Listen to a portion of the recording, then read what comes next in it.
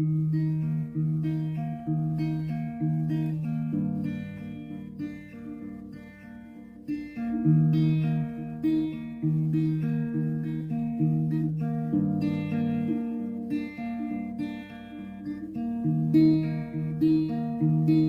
gonna need is a mixing bowl and a very large skillet. This is like a 15-inch, 16-inch skillet. And that was a little short. 2 cups of raw cane sugar. And then you're going to want 2 cups of all-purpose flour. 2/3 cup of baking cocoa. And 1/3 cup of instant coffee. I get this kind from the dollar store. This is the best tasting instant coffee. There we go. 1 teaspoon of salt.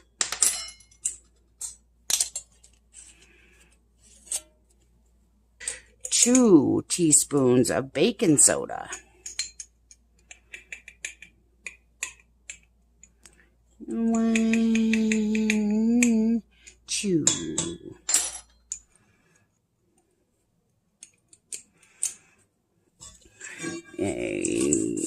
Whisk together your dry ingredients.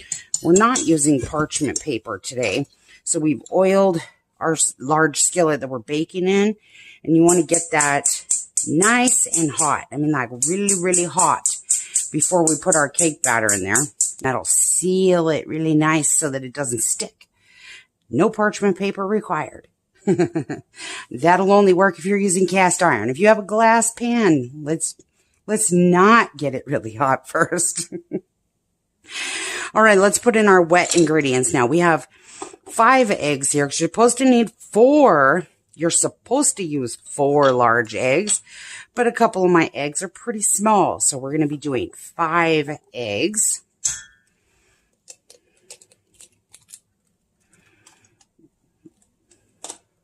That's a pretty yolk, isn't it? My chicken lays pretty eggs. 4. And 1 more just to make sure. Look at how pretty those yolks are. Oh, yes. Yes, yes, yes. Next, we need 2 cups of vegetable oil. We're making a really big cake. You can definitely cut this recipe in half if you'd like. Oh, we almost forgot the vanilla. 2 teaspoons of vanilla. Or more. Yum, yum. Okay, once your pan starts smoking over here, you can turn that off. That means it's good and hot, and all those pores are nice and sealed. Or they should be. Oh, that smells good, too. All right, now we're going to need finely shredded zucchini. I just let this thaw out for like 1 hour. We're just going to break this up just slightly. It's been sitting at the room temperature for about an hour, so it's still slightly frozen. And that's 4 cups total. Now you're just going to stir this in till everything's distributed nice and even. Now after you bake this, you're not even going to notice there's zucchini in it. But that's where all your moisture comes from. It's going to be way better than a German chocolate cake. You cannot buy this at the store. Nope. There is no bakery in town that'll make you a zucchini chocolate cake. You could do this with fresh zucchini too. It ain't going to make no difference. Frozen zucchini does make a moister cake because when it thaws out, it lets more of the moisture come out of the zucchini. Pour that into your scalding hot skillet over here, or parchment lined casserole dish if you're going that way. That smells delicious already. It does. There we go. Okay, now our oven's up to 350 degrees. We're going to set this in the center of the oven for 45 You get yourself some pop mitts to pick this up because it's damn hot. You You'll know when it's done. It might be done in 40 minutes. You'll know when it's done because you'll start to smell it. Right when you start to smell it, that's when it'll be done. All right, we'll be back. All right, so this is how our cake looks after 40 minutes. You just want to stick a toothpick in the center. Make sure it comes out clean. Looks like a giant brownie, right? Boing, boing, boing. Oh, yep. Okay, let's get our frosting made. So we have 1 8-ounce package of room temperature cream cheese into this bowl. Okay, we're going to be adding here about half a cup, the same as a stick of butter, of peanut butter. We're going to add some instant coffee for some extra chocolatey flavor here.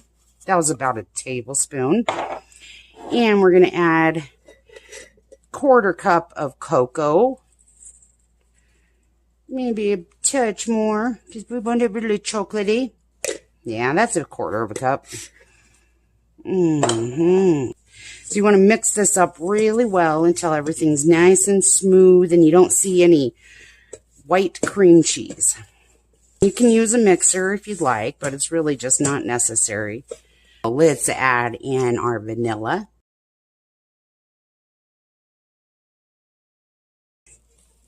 So get your vanilla mixed in there. Now we're going to add about 2 cups of powdered sugar. Slowly. Just shake it in about 1 cup at a time. This is possibly why it's better to not use the mixer, because less dust in the kitchen. Get that all meshed in there. And add some more.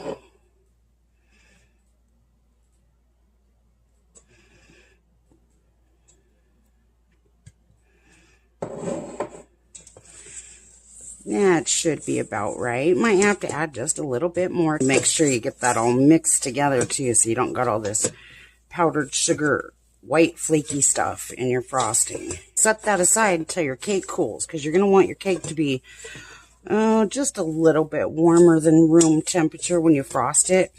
Now that this cake is sat for about 10 minutes, we're going to see if we can get it out of this pan. Go all the way around your edge here. Make sure your edges aren't stuck. If it's going to stick, that's where it's going to stick, is right there at the edge where the top edge meets the pan. And just give it a little bit of but not much. You'll crack it. This is a big, fluffy, moist cake. It's easy to crack. It is very hard to be without parchment paper. But we're going to see if we can get this done here. So slide your cake pan upside down onto your cake. Now, carefully, especially if your pan is still hot like mine, because I only let this cool for about 10 minutes, flip this upside down nice. Hold this with your thumbs really, really well. Okay, now, turn this upside down. Just like this here. Up. Now we're going to peek under here. Oh my gosh, a success. You got to peek under there, make sure your cake came out. And if it didn't, you might need to put a couple ice cubes on the top of your pan. Yes, it smells so good. Just to help it release a little bit. Look at that beauty. It's almost too big to fit in the pan. Okay, now let this cool a little bit longer, like 10 more minutes before we frost it. Okay, after your cake is like nice and almost room temperature cool, we finally frost it. And this is going to be damn near similar to getting it right out of the can of frosting. Look at the consistency of this. Beautiful.